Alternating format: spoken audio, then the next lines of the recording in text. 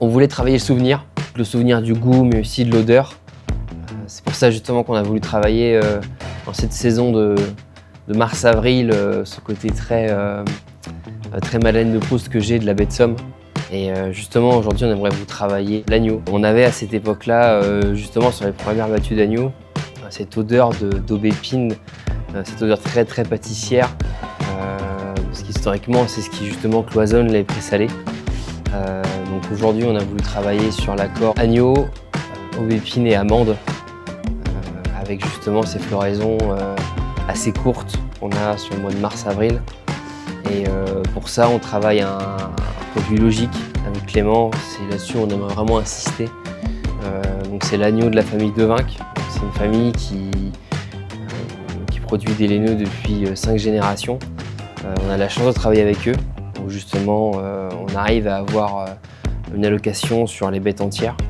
Et on met à l'honneur leurs produits justement pour recréer ces souvenirs-là qu'on aime tant. Alors cette assiette, elle part du principe qu'on travaille une bête entière.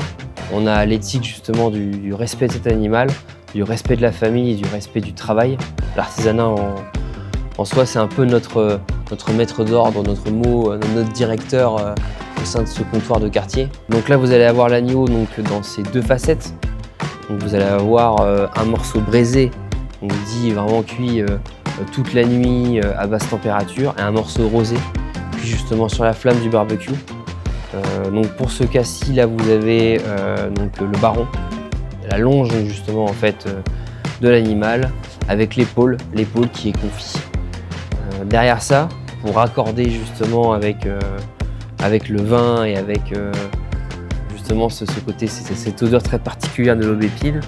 Donc vous avez un mollet, condiment assez épicé, d'origine mexicaine, technique très intéressante. C'est un mollet à base d'amande, un condiment aubépine, donc à base de fruits rouges qui sera vraiment le verbe avec le vin qui vous sera servi.